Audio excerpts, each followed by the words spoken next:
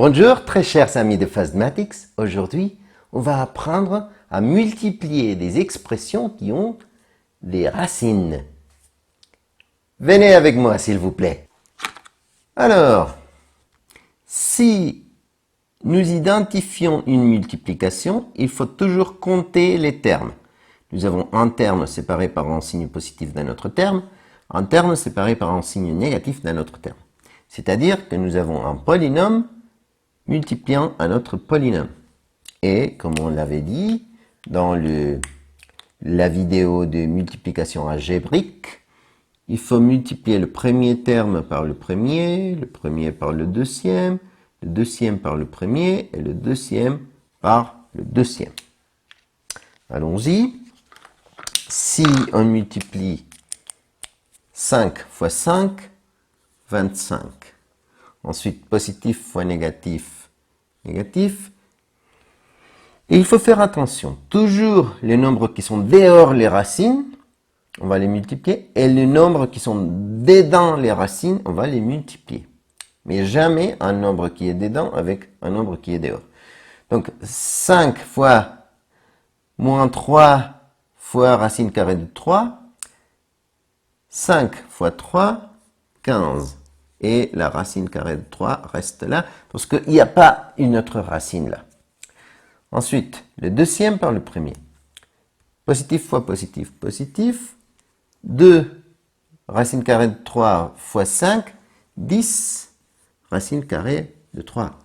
Et finalement, positif fois négatif, négatif. 2 racines carrées de 3 fois 3 racines carrées de 3.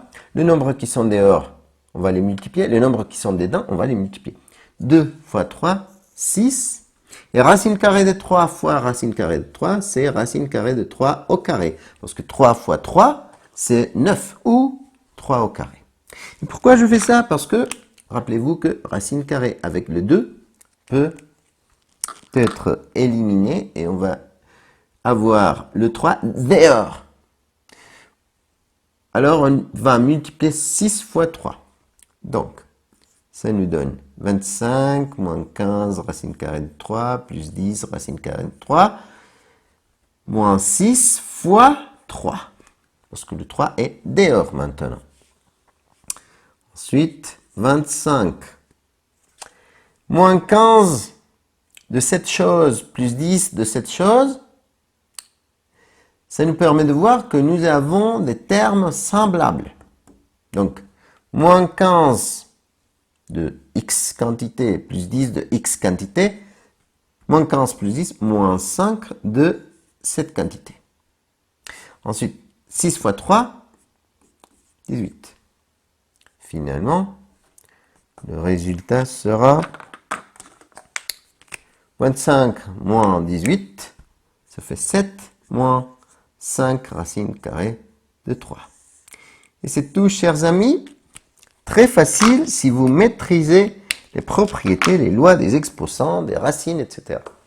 Faites très attention parce que on commence à utiliser beaucoup de sujets que nous avions déjà étudiés. Merci beaucoup de votre attention. À une prochaine vidéo. Au revoir.